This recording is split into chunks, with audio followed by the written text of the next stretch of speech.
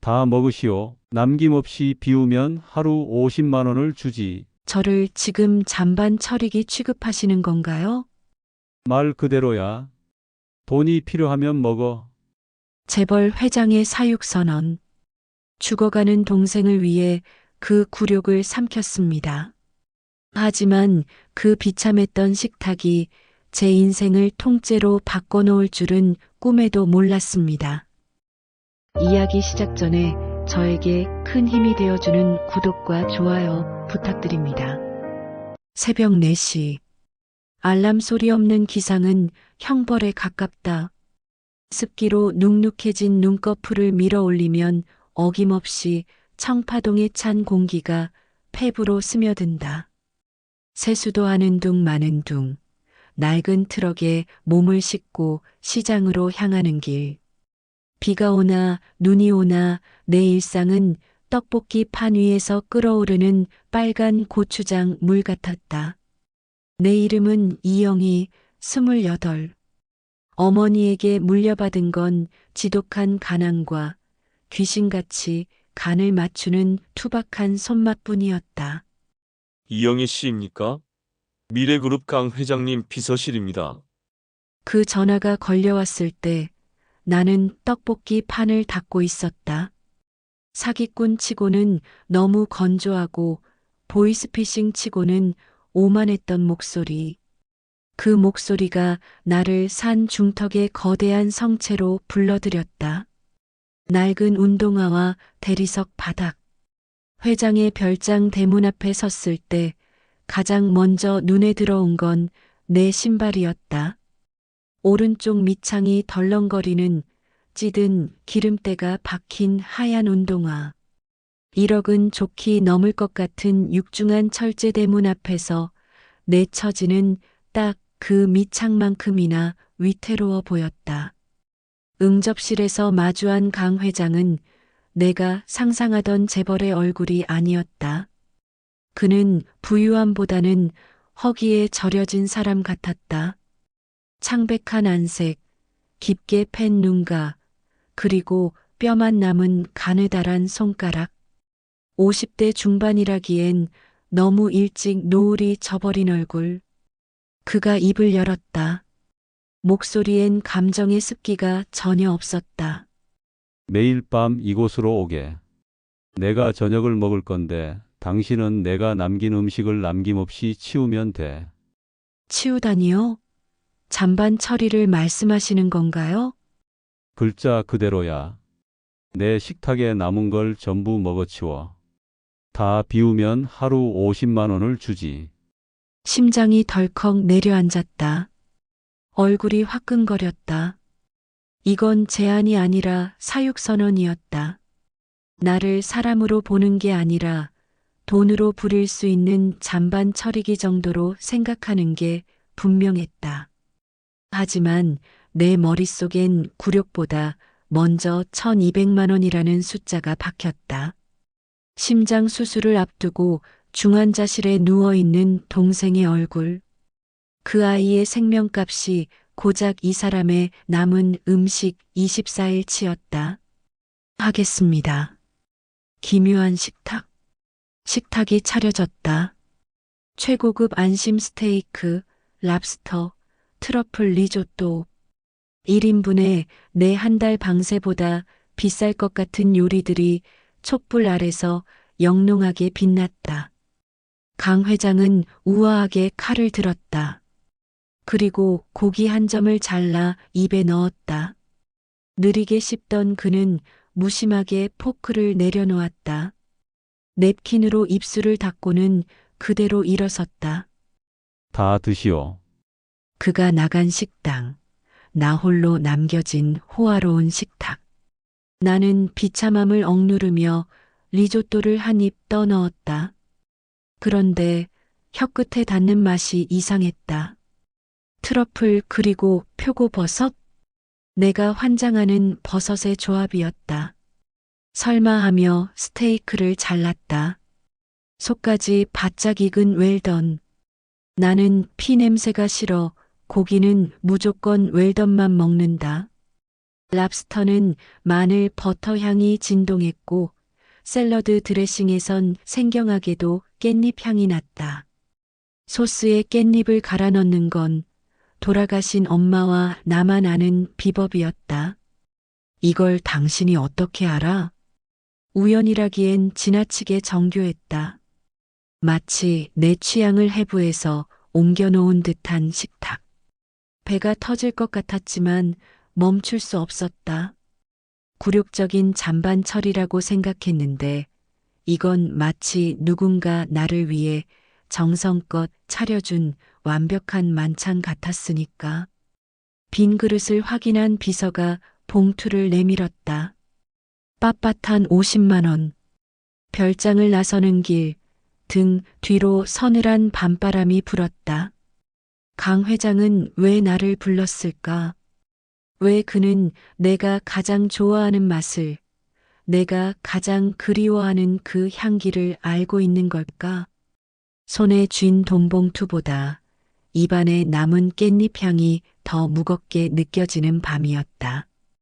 별장에는 나를 제외하고 3명의 유령이 살고 있었다. 주방의 주인인 요리사 최 씨, 정원의 침묵을 지키는 박 씨, 그리고 집안 구석구석에 먼지를 닦아내는 한 씨 아주머니. 시장 바닥에서 잔뼈가 굵은 내게 그들은 읽기 쉬운 책과 같았다. 하지만 그 책 속에는 나를 향한 날 선 문장들이 가득했다. 그들은 내가 이 별장에 발을 들인 순간부터 나를 이물질 취급했다. 밤마다 회장의 별장에 나타나 가장 은밀한 응접실에서 최고급 요리를 대접받고 자정이 되기 전 두둑한 돈봉투를 챙겨 떠나는 28배 여자. 세상 참 좋아졌어. 떡볶이나 팔던 손이 이제는 트러플을 만지네. 주방을 지날 때마다 들리는 최 씨의 혼잣말은 칼날보다 날카로웠다. 그는 내가 정수기에서 물을 받는 짧은 순간에도 칼질을 멈추지 않았다. 탁, 탁, 탁. 일정한 박자로 도마를 내리치는 소리는 마치 나를 향한 퇴거 명령처럼 들렸다. 나는 아무 말도 할 수 없었다. 회장님이 남긴 잔반을 처리하러 옵니다라는 진실은 그들에겐 오히려 더 기괴한 변명으로 들리게 뻔했으니까. 시장통에 퍼진 비릿한 소문. 억울함은 별장 담벼락을 넘어 내가 사는 시장 골목까지 스며들었다. 어느 날 시장 어기 슈퍼에 들렀을 때였다. 평소엔 살갑게 인사를 건네던 아주머니가 거스름 돈을 탁자에 툭 던지며 물었다. 영희야, 너 요즘 밤마다 어딜 그렇게 드나든다며? 경기도 외곽에 아주 으리으리한 별장이라던데. 순간 심장이 덜컥 내려앉았다. 일하러 가는 거예요. 무슨 일? 강 회장 그 양반. 돈은 많아도 성미가 고약하기로 소문난 사람이야. 젊은 애가 몸 상해가면서까지 그런 데서 돈 벌 필요 있니? 동생 수술비 급한 건 알겠는데 그래도 사람 입방아에 오르내리는 짓은 말아야지. 아주머니의 눈빛엔 걱정을 가장한 호기심과 은근한 멸시가 섞여 있었다. 나는 생수병을 쥔 손에 힘을 주었다. 굴욕이 목구멍까지 차올랐지만 나는 그저 고개를 숙이고 가게를 빠져나올 뿐이었다. 억울했다. 동생의 생명을 구하기 위해 내 자존심을 씹어 삼키는 중인데 세상은 나를 돈에 눈먼 여자로 낙인 찍고 있었다. 이 좁은 동네에서 소문은 곰팡이처럼 소리 없이 그러나 확실하게 내 삶을 잠식하고 있었다. 무너지는 거인. 열흘째 되던 밤이었다. 그날은 유독 별장의 공기가 무겁고 차가웠다. 응접실 소파에 앉아 강 회장을 기다리는데 멀리 복도 끝에서부터 느리고 무거운 발소리가 들려왔다. 강 회장이 나타났다. 그런데 그날의 그는 평소보다 훨씬 더 작아 보였다. 수천억의 자산가, 미래그룹의 심장이라 불리는 사내의 어깨가 힘없이 처져 있었다. 그는 의자 등받이를 한참이나 움켜잡고 서 있다가 마치 무거운 짐을 내려놓듯 자리에 앉았다. 그의 앞에 차려진 건 선홍빛이 선명한 채끝 스테이크였다. 그는 떨리는 손으로 칼을 쥐었다. 고기 한 점을 자르는 데만 좋게 1분은 걸리는 듯했다. 겨우 잘라낸 작은 조각 하나를 입에 넣은 순간 그의 미간이 고통스럽게 일그러졌다. 그는 씹지 못했다. 입안에 든 것이 마치 뜨거운 숯덩이라도 되는 양 그는 냅킨으로 입을 가리고 서둘러 그것을 뱉어냈다. 그리고는 거칠게 숨을 몰아쉬며 나를 바라보았다. 그 찰나의 눈빛. 그것은 경멸도 오만도 아니었다. 눈앞에 풍요를 두고도 단 한 조각의 생명도 취하지 못하는 자의 지독한 갈증이었다. 다 먹으라고 했어. 그는 도망치듯 방을 나갔다. 나는 홀로 남겨진 식탁 위, 그가 뱉어낸 냅킨과 김이 모락모락 나는 스테이크를 번갈아 보았다. 밥이라는 이름의 구원.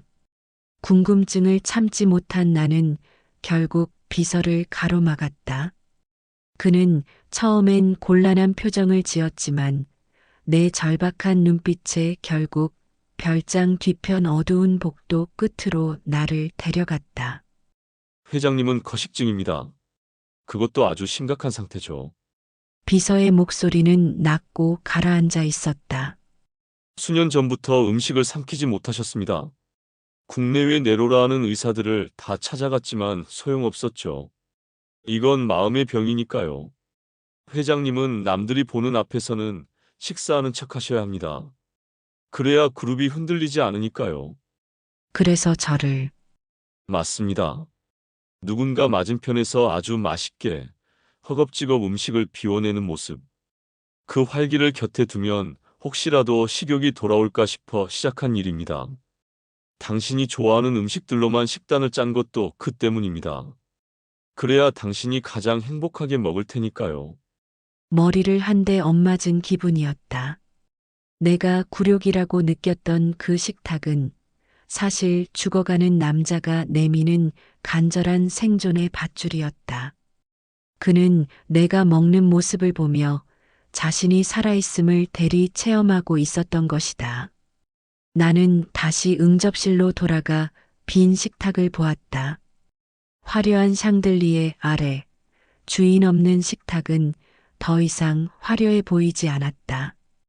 그것은 차라리 재단에 가까웠다.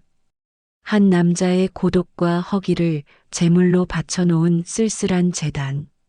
나는 시장에서 평생 밥을 팔아왔다. 배고픈 이들의 배를 채워주는 보람으로 고된 하루를 버텼다. 그런데 이 세상에서 가장 배부른 자가 사실은 가장 굶주려 있었다는 사실이 내 가슴을 짓눌렀다. 나는 결심했다. 내일은 강 회장이 차려준 음식이 아니라 내가 직접 만든 무언가를 가져오겠노라고. 그가 삼킬 수 있는 것, 그의 얼어붙은 식도를 녹일 수 있는 진짜 밥을. 돈봉투를 챙겨 별장을 나서는 내 발걸음이 이전과는 다른 무게로 땅을 딛고 있었다. 등 뒤로 비치는 별장의 불빛이 그날따라 유독 시리게 깜빡였다. 별장 주방의 공기는 항상 멸균된 수술실처럼 서늘했다. 그 중심에 서 있는 요리사 최 씨는 음식을 만드는 사람이라기보다 화합물을 배합하는 연구원 같았다. 어머니는 늘 말씀하셨다. 영희야, 음식하는 놈 손끝을 봐라. 재료를 사랑하는지 아니면 그냥 난도질하는지. 최 씨의 손끝은 재료를 사랑하지 않았다. 그는 칼질하면서도 끊임없이 시계를 보거나 식당 쪽 문을 흘긋거렸다. 마치 누군가에게 들키지 말아야 할 숙제를 해치우는 사람처럼. 시장 골목에서 뜨내기 손님이 지갑을 열지 말지 눈빛만 봐도 마치는 내게 그의 수상쩍은 기운은 걷잡을 수 없이 크게 읽혔다. 후각의 경고. 사건이 터진 건 보름째 되던 날이었다. 오늘의 메뉴는 안심 스테이크. 육즙이 가득한 단면과 윤기가 흐르는 다크 브라운 소스는 완벽해 보였다. 하지만 자리에 앉는 순간 코끝을 스치는 이질적인 냄새가 내 신경을 건드렸다. 고소한 버터와 진한 와인 소스 향 사이로 비집고 나오는 아주 미세하고 불쾌한 금속성의 쓴맛. 탄내도 아니었고 허브의 알싸함도 아니었다. 그것은 마치 약장에서나 날 법한 기분 나쁜 약취였다. 나는 포크를 든 채 굳어버렸다. 왜 안 먹고서 있는 거요? 강 회장이 의아한 듯 물었다. 나는 대답 대신 접시를 들고 주방으로 뛰어들어갔다. 최 씨는 갑작스러운 내 등장에 어깨를 움찔하며 몸을 굳혔다. 그의 등이 뻣뻣하게 굳는 그 짧은 순간 확신이 왔다. 이 소스, 당신이 직접 만든 거 맞아요?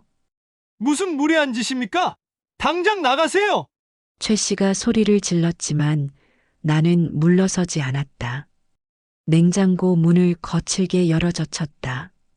최 씨가 내 팔을 붙잡으려 했지만 나는 시장에서 쌀가마니를 나르던 악력으로 그의 손을 쳐냈다. 냉장고 구석, 라벨도 없는 작은 불투명 용기 하나가 눈에 들어왔다. 뚜껑을 열자마자 스테이크 소스에서 나던 그 비릿한 쓴 냄새가 진동했다. 나는 이 냄새를 안다. 비서가 말했던 강 회장이 극도로 알레르기 반응을 일으키는 특정 약초 성분이었다. 소량만 섭취해도 위장을 뒤집어 놓고 거식증을 악화시키는 소리 없는 암살자. 드시면 안 돼요. 응접실로 돌아온 나는 강 회장이 포크를 입으로 가져가려는 찰나 그의 접시를 낚아채 바닥으로 내동댕이 쳤다. 쨍그랑. 고급 본차이나 접시가 산산조각이 나며 대리석 바닥을 굴렀다. 핏빛 같은 소스가 하얀 바닥으로 사방팔방 튀었다. 정막이 흐르는 별장에 파여름이 날카롭게 박혔다. 지금 뭐 하는 짓이지? 강 회장의 목소리는 낮았지만 그 안에 담긴 분노는 서리가 내린 듯 차가웠다. 평소라면 그 기세에 눌려 무릎을 꿇었겠지만 나는 당당히 그가 남긴 음식의 독을 테이블 위에 올려두었다. 최 씨가 소스에 이걸 섞었어요. 회장님 몸이 거부하는 성분이잖아요. 이거 드시고 속 뒤집히면 사람들이 뭐라고 할까요? 역시 거식증이 심해져서 이제 아무것도 못 먹는구나 하겠죠. 그게 저 사람들이 바라는 시나리오 아니에요? 강 회장의 눈동자가 미세하게 떨렸다. 그는 테이블 위의 용기를 뚫어지게 응시했다. 그는 이미 알고 있었던 걸까? 아니면 믿었던 이들의 배신을 이제야 확인한 걸까? 그는 말없이 눈을 감았다. 시장에서 온 구원. 나는 가방 속에서 미리 챙겨온 묵직한 보온 용기를 꺼냈다. 뚜껑을 열자 이 화려하고 차가운 별장과는 전혀 어울리지 않는 냄새가 퍼져나갔다. 구수한 멸치 육수와 아삭한 콩나물 냄새, 그리고 어머니가 늘 마지막에 넣으시던 참기름 한 방울의 고소함. 별장 요리사가 만든 화려한 독 말고 시장에서 제가 만든 진짜 밥 드세요. 나는 투박한 도자기 그릇에 김이 모락모락 나는 콩나물국을 담았다. 그리고 아침에 시장 할머니에게 사온 알맞게 삭은 신김치를 곁들였다. 트러플 향 가득한 별장에 소박한 집밥 냄새가 채워졌다. 강 회장은 멍하니 그 콩나물국을 내려다봤다. 화려한 금 장식 식기들 사이에서 홀로 빛나는 소박한 흰 그릇. 비싼 거 아니에요. 그냥 사람 살리는 국물이에요. 드셔보세요. 나는 한 발짝 뒤로 물러났다. 시장에서 밥을 팔 때 배운 거다. 밥 먹는 사람을 빤히 쳐다보는 것만큼 체하기 좋은 일은 없다. 나는 괜히 김치 접시를 매만지며 시선을 돌렸다. 강 회장이 천천히, 아주 천천히 숟가락을 들었다. 그의 손가락은 여전히 가늘게 떨리고 있었지만 이번엔 냅킨이 아니라 숟가락을 움켜쥐는 힘이 실려 있었다. 후루룩.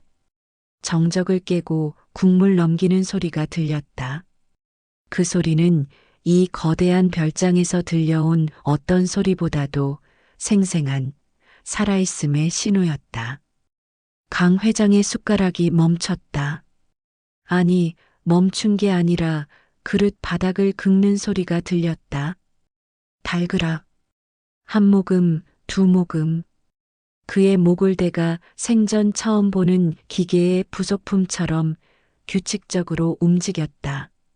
수년 동안 녹슬어 있던 식도가 따뜻한 국물을 받아내며 비로소 숨을 쉬기 시작한 것이다.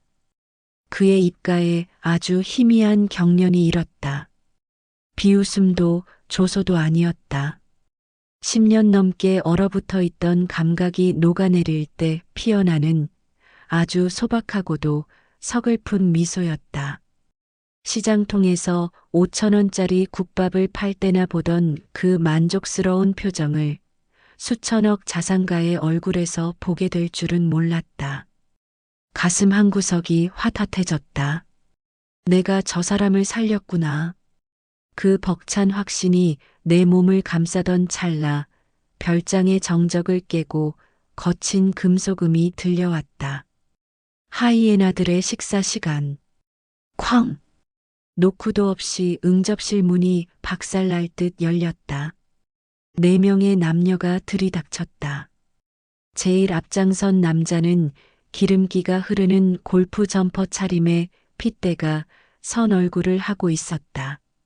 그 뒤로 날카로운 눈매의 여자와 정장 차림의 남자들이 마치 먹잇감을 에워싸는 하이에나처럼 다가왔다.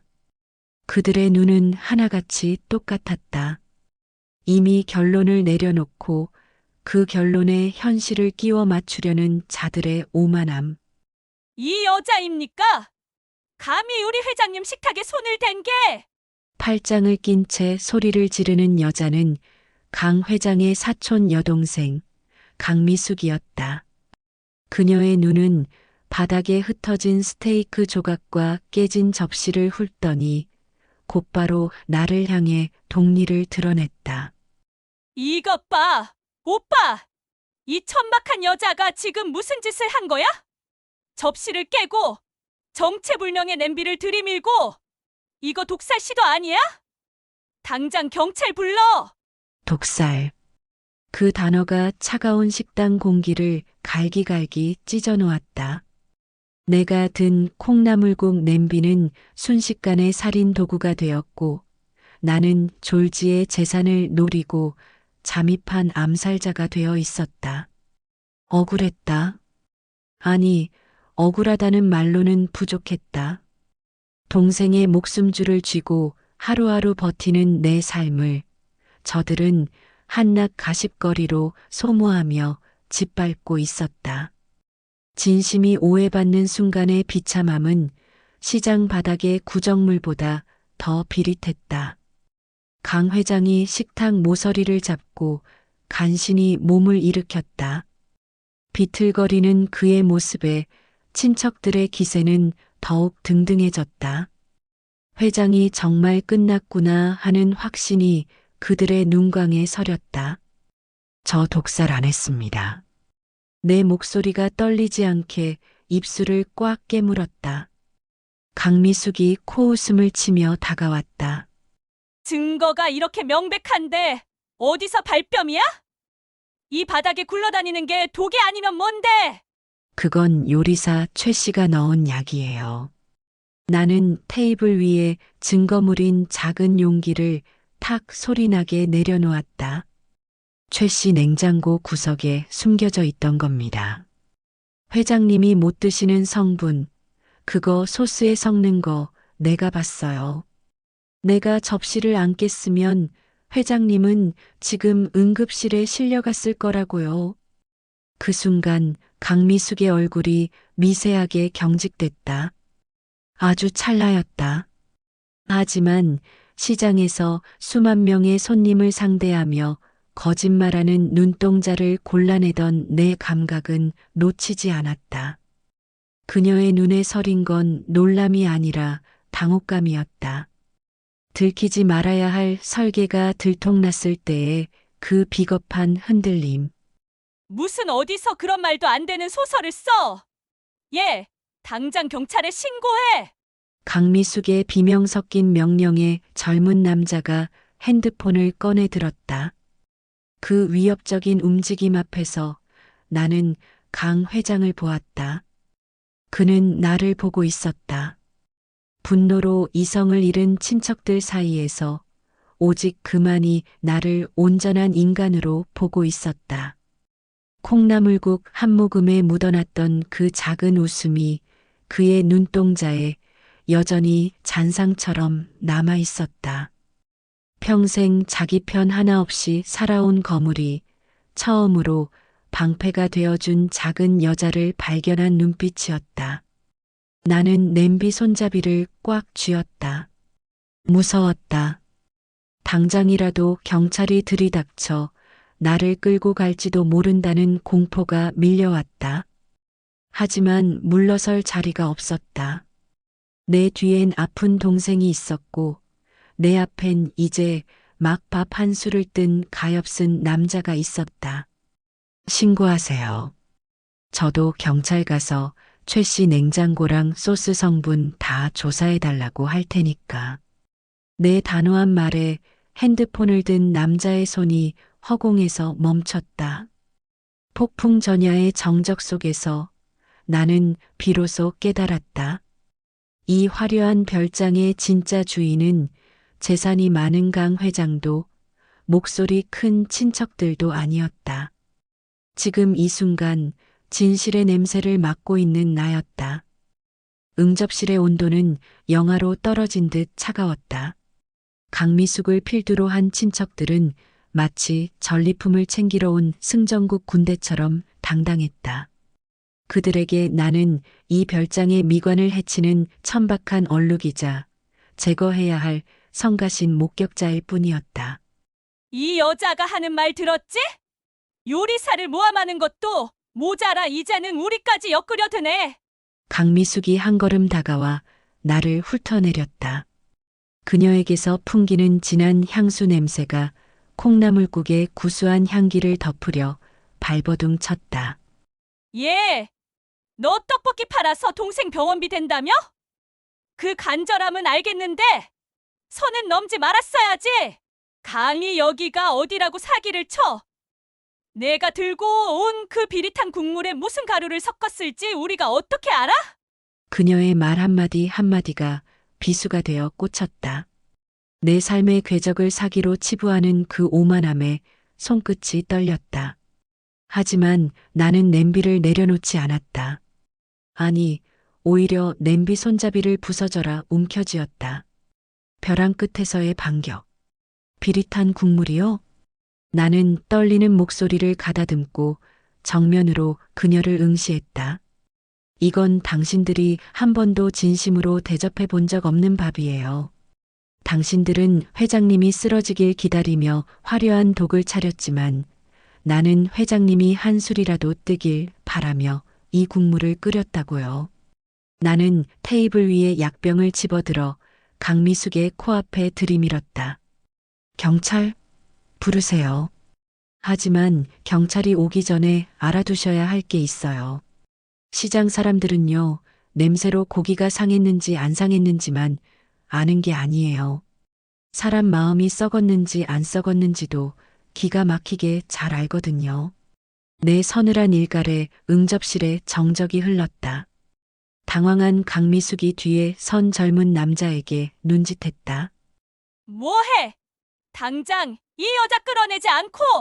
남자가 거친 손길로 내 어깨를 낚아채려던 그 순간이었다. 침묵을 깬 거인. 탁! 식탁을 내리치는 묵직한 소리가 들렸다. 소리 자체는 크지 않았지만 그 안에 담긴 위압감은 응접실 안의 모든 공기를 얼어붙게 만들기에 충분했다. 모든 시선이 한 곳으로 쏠렸다. 강 회장이었다. 그는 식탁을 짚고 천천히, 아주 천천히 몸을 일으켰다. 방금 전까지 금방이라도 쓰러질 듯 위태롭던 노인의 모습이 아니었다. 콩나물국 몇 모금이 그의 혈관에 다시금 생기를 불어넣은 것일까? 그의 눈빛은 수년 전 전장을 누비던 야수처럼 날카롭게 빛나고 있었다.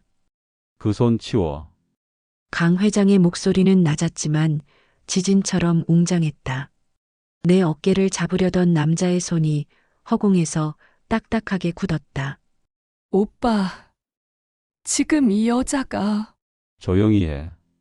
강 회장의 호통에 강미숙이 어깨를 움찔하며 입을 다물었다.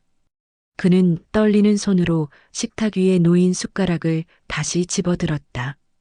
그리고 모두가 보는 앞에서 내가 가져온 콩나물국을 크게 한술 떠서 입으로 가져갔다. 후루룩. 그가 국물을 삼키는 소리만이 식당에 울려 퍼졌다. 한 입, 두 입. 그는 마치 세상에서 가장 귀한 보약을 마시는 사람처럼 경건하게 국물을 넘겼다. 이윽고 그가 빈 숟가락을 내려놓고 강미숙을 응시했다. 삼켜지더군. 그의 한마디에 친척들의 안색이 흑빛으로 변했다. 최 씨가 만든 수백만 원짜리 정차는 목구멍에서 거부하더니 이 아이가 가져온 5천 원짜리 콩나물국은 내 몸이 달게 받아들이고 있어. 이게 무슨 뜻인지 알겠나? 뒤바뀐 전세. 강 회장은 천천히 고개를 돌려 주방 입구에서 떨고 있던 요리사 최 씨를 보았다. 최 씨, 자네가 내 식탁에 올린 게 무엇이었는지 검찰 조사에서 자세히 설명해야 할 거야. 그리고 미숙이 너. 그가 강미숙을 똑바로 쳐다보자 그녀는 비틀거리며 뒷걸음질 쳤다. 내 거식증이 나아지지 않기를 가장 바랐던 사람이 누구였는지 이제야 확실히 알겠군. 나가. 내 별장에서 그리고 내 인생에서 당장 꺼져. 오빠, 그게 아니라. 비서. 강 회장의 부름에 대기하고 있던 비서와 보안 요원들이 순식간에 들이닥쳤다. 그들은 사색이 된 친척들을 짐짝처럼 들어올렸다. 고함과 비명, 변명이 섞인 소음이 별장 밖으로 밀려나갔고 이내 별장에는 다시금 깊은 정적이 찾아왔다. 남겨진 건 깨진 접시 조각들과 아직 온기가 가시지 않은 콩나물국 냄비 그리고 강 회장과 나뿐이었다. 강 회장은 다시 자리에 앉았다. 그는 힘없이 떨리는 손을 식탁 위에 올려두고 한참을 가만히 있었다. 그러더니 나를 향해 아주 작게 하지만 분명하게 고개를 끄덕였다. 맛있더군. 내 어머니가 해주던 맛이야. 그의 목소리엔 더 이상 황제의 위엄이 아닌 밥 한 끼에 위로받은 한 어린아이의 평온함이 깃들어 있었다. 나는 그제야 참았던 숨을 몰아쉬었다. 긴장이 풀리자 다리에 힘이 풀려 주저앉을 뻔했다. 동생의 수술비를 위해 시작한 기묘한 아르바이트가 이 거대한 성체의 주인과 나를 보이지 않는 밥상 공동체로 묶어버린 순간이었다. 폭풍이 휩쓸고 간 별장은 기묘할 정도로 정적에 잠겼다.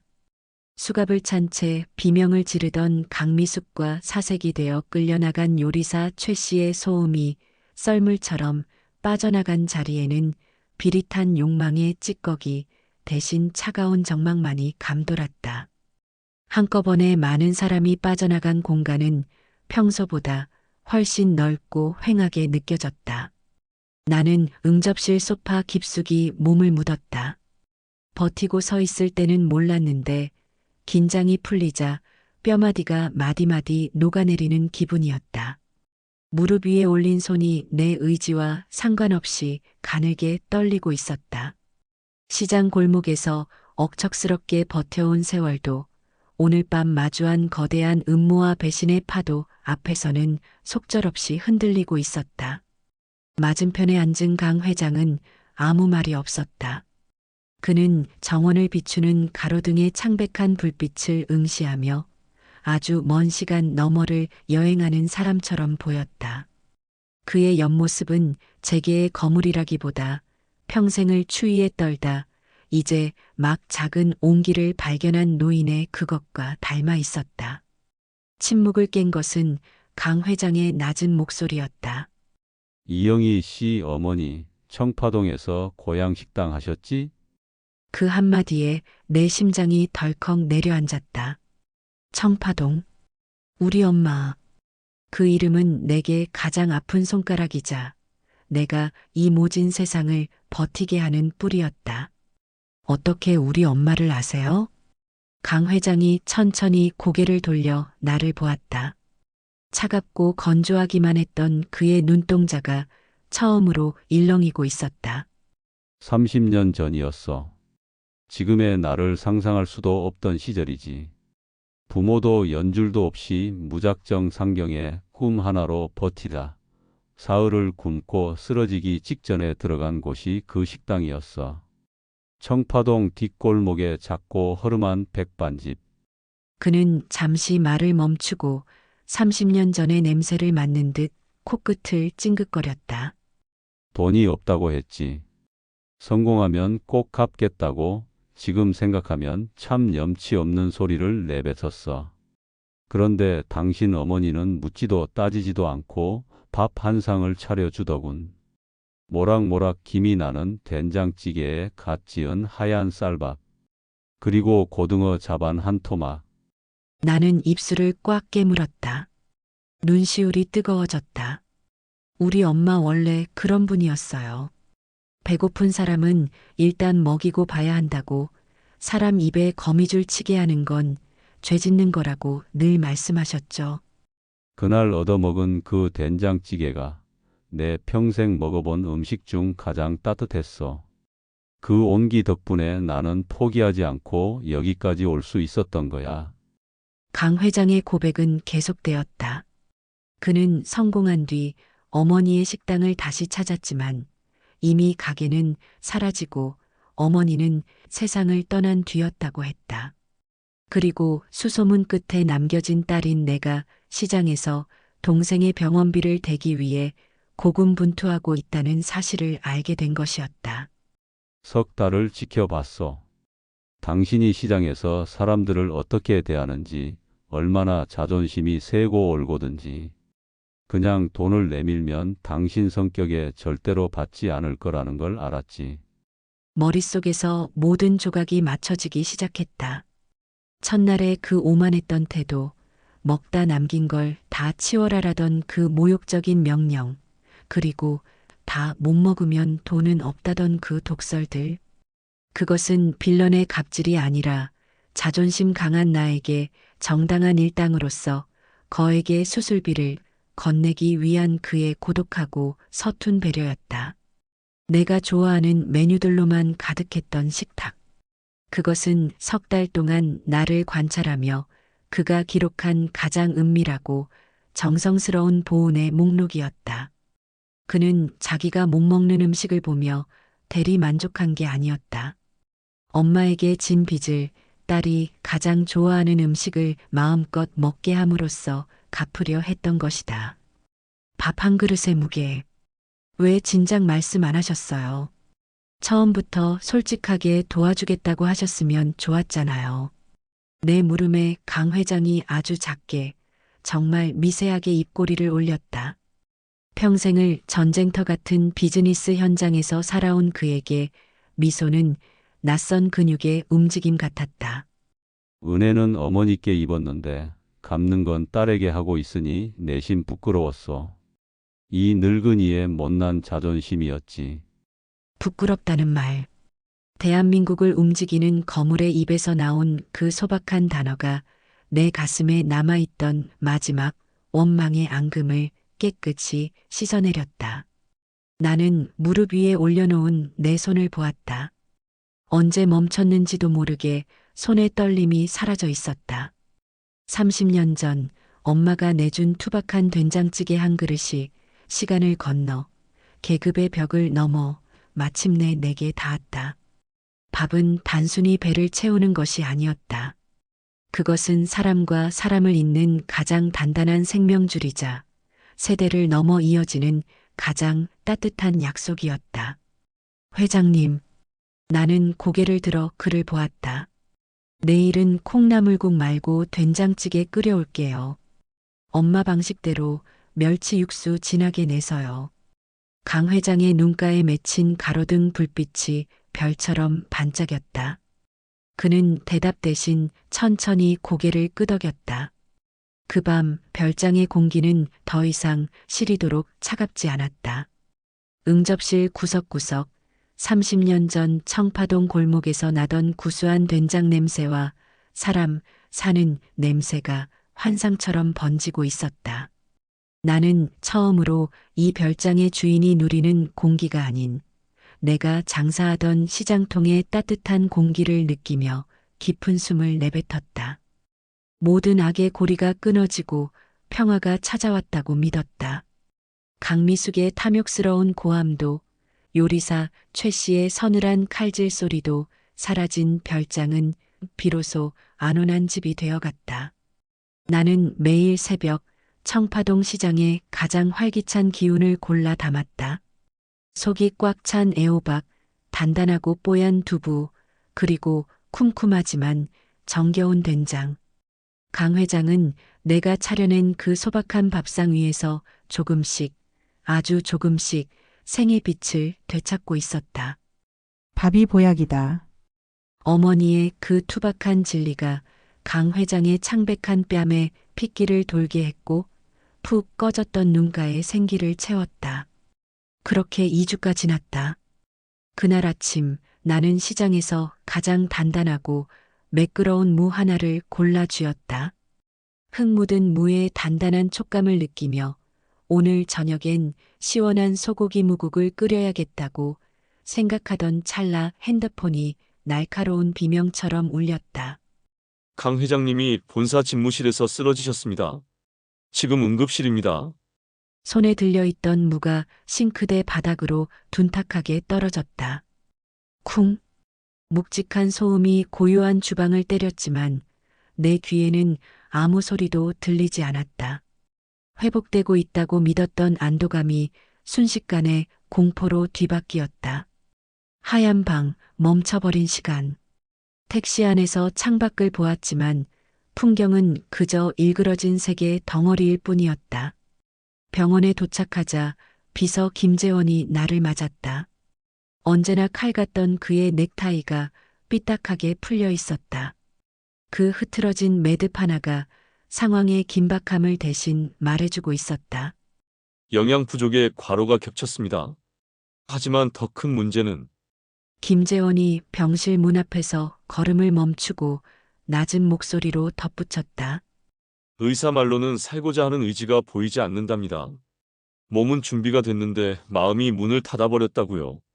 그 말을 듣는 순간 가슴속 어딘가가 쩍하고 갈라지는 기분이 들었다. 평생을 홀로 싸워온 거인. 자신의 곁에 독을 섞는 사람들 뿐이었다는 사실을 확인한 뒤 그는 어쩌면 이 화려하고 고독한 세상을 스스로 놓아버리려 하는 것일지도 몰랐다. 병실 안은 시리도록 하였다. 모니터의 규칙적인 신호음만이 그가 아직 이 세상에 발을 붙이고 있음을 증명하고 있었다. 침대에 누운 강 회장은 별장에서 처음 봤을 때보다 더 작고 위태로워 보였다. 앙상하게 마른 그의 손등 위로 굵은 주사 바늘이 차갑게 박혀 있었다. 삶을 낚아채는 한마디. 나는 침대 옆 의자를 당겨 앉았다. 그의 차가운 손 옆에 내 손을 두었다. 차마 잡지는 못하고 그저 내 온기가 그에게 전달되기를 바라며 곁을 지켰다. 강 회장님. 대답은 없었다. 깊은 수렁 속으로 가라앉는 사람처럼 그는 미동도 하지 않았다. 나는 그에게 더 가까이 다가갔다. 그의 귀 근처에 입술을 바짝 대고 시장 바닥에서 손님들을 불러 모을 때처럼 단단하고도 절박한 목소리로 속삭였다. 돈만 주면 다예요? 이렇게 가버리면 그만이라고요?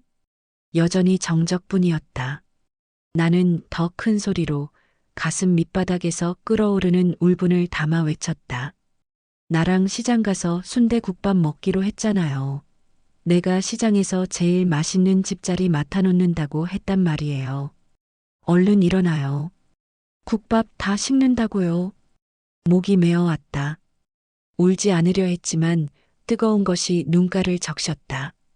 30년 전 이름 모를 청년에게 밥을 내어주던 엄마의 마음이 이런 것이었을까? 배고픈 사람을 살리고 싶은 마음, 그 사람이 다시 세상으로 걸어나가는 뒷모습을 보고 싶은 그 간절함. 국밥 사주는 거요? 그때였다. 쇳소리 섞인 가느다란 목소리가 정적을 뚫고 나왔다. 강 회장의 눈꺼풀이 미세하게 떨리더니 아주 천천히 열렸다. 초점 없는 눈동자가 방황하다가 이내 내 얼굴에 멈췄다. 나는 눈물 범벅이 된 얼굴로 헛웃음을 터뜨렸다. 이 급박한 순간에 죽음의 문턱까지 갔던 사람이 눈을 뜨자마자 묻는 게 고작 국밥이라니. 그래요. 제가 쏩니다. 곱빼기로요. 고기 듬뿍 넣어서. 강 회장의 입꼬리가 아주 미세하게 정말 한 뼘도 안 되는 크기로 올라갔다. 콩나물국을 마셨을 때 보여주었던 그 소박한 웃음이었다. 살고자 하는 의지가 없는 사람은 국밥의 맛을 묻지 않는다. 그 질문은 그가 다시 이 지독하고도 따뜻한 세상으로 돌아오겠다는 선언이었다. 나는 벅차오르는 숨을 몰아쉬며 그의 앙상한 손을 꽉 잡았다. 국밥 한 그릇 때문에 살아난 사람. 세상에서 가장 비싼 약보다 가장 투박한 시장 국밥 한 그릇이 한 사람의 생명을 다시 붙잡아온 순간이었다. 병실 창문 너머로 쏟아지는 오후의 햇살이 그제야 따스한 금빛으로 보이기 시작했다. 강 회장의 퇴원은 찬바람이 잦아들고 볕이 제법 포근해진 어느 오후였다. 2주 동안 나는 매일 아침 시장을 누볐다. 그를 위해 끓인 죽은 단순한 음식이 아니라 부서진 성벽을 다시 쌓는 벽돌과 같았다. 정성껏 저은 흰죽, 달큰한 호박죽, 영양을 듬뿍 담은 닭죽까지. 그가 한 숟가락을 넘길 때마다 나는 그 너머로 생명력이 혈관을 타고 흐르는 소리를 들었다. 비서 김재원은 가끔 들러 서류를 내밀었지만 강 회장의 곁을 지키는 유일한 파수꾼은 시장통에서 온 나뿐이었다. 강 회장의 눈동자가 흐릿한 안개를 걷어내고 맑은 빛을 되찾았을 때 그는 비로소 살아있는 인간의 얼굴을 하고 있었다. 비워야 채워지는 것들. 퇴원하는 날 강 회장이 내린 결정은 세상을 뒤흔들 만한 것이었다. 그는 화려한 별장과 서울의 대저택을 매각하고 평생 쌓아온 부의 대부분을 공익재단에 환원했다.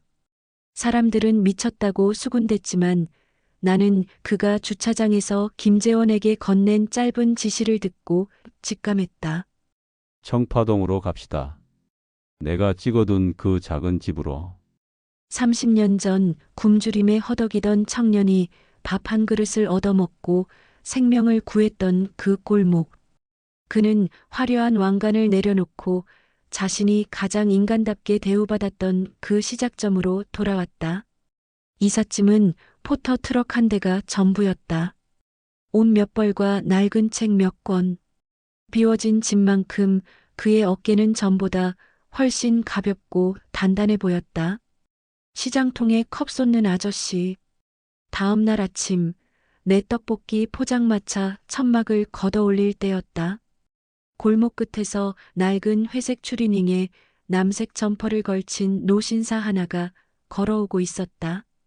머리를 정갈하게 빗어 넘기지도 날이 선 양복을 입지도 않은 그는 영락없는 우리 동네 아저씨였다. 뭐 하면 됩니까? 그가 무심하게 던진 말에 나는 참았던 웃음을 터뜨렸다. 한때 재계를 호령하던 거물이 앞치마를 두르고 떡볶이 판 앞에서 어색하게 서 있는 모습이라니. 하지만 강 회장은 진지했다. 그는 내 가게의 서빙 담당이 되었다. 처음에는 가관이었다. 손님의 주문을 잊어버려 엉뚱한 테이블에 어묵 국물을 내놓고 물컵을 쏟아 시장 아주머니들에게 핀잔을 듣기 일쑤였다. 하지만 그는 단 한 번도 불쾌해하지 않았다. 오히려 허리를 숙여 사과하고 다시 컵을 닦았다. 그 차가웠던 강 회장의 몸에서 무거운 권위와 도끼가 빠져나가는 과정이었다. 시장 사람들은 그를 컵 쏟는 아저씨라 부르기 시작했다. 그 별명을 들을 때마다 강 회장의 눈가가 아주 살짝 올라갔다. 별장에서 콩나물국을 마실 때 보았던 그 귀한 웃음이었다. 세상에서 가장 맛있는 빈 그릇. 한 달 뒤 내 동생 영민이가 건강한 모습으로 퇴원했다. 회색 추리닝 차림으로 병원까지 동행한 강 회장은 영민이에게 손을 내밀었다. 텔레비전 속 거물을 마주한 영민이가 당황하며 형이라고 불러도 돼요? 라고 물었을 때 강 회장의 얼굴은 한순간 얼음처럼 굳었다. 20년 넘게 회장님 혹은 회장 오빠라는 가식적인 호칭만 들어왔을 그에게 형이라는 서툴고도 따뜻한 단어는 생전 처음 받아보는 고귀한 선물이었으리라. 그래. 3초간의 정적 끝에 나온 그 한마디는 짧았지만 깊었다.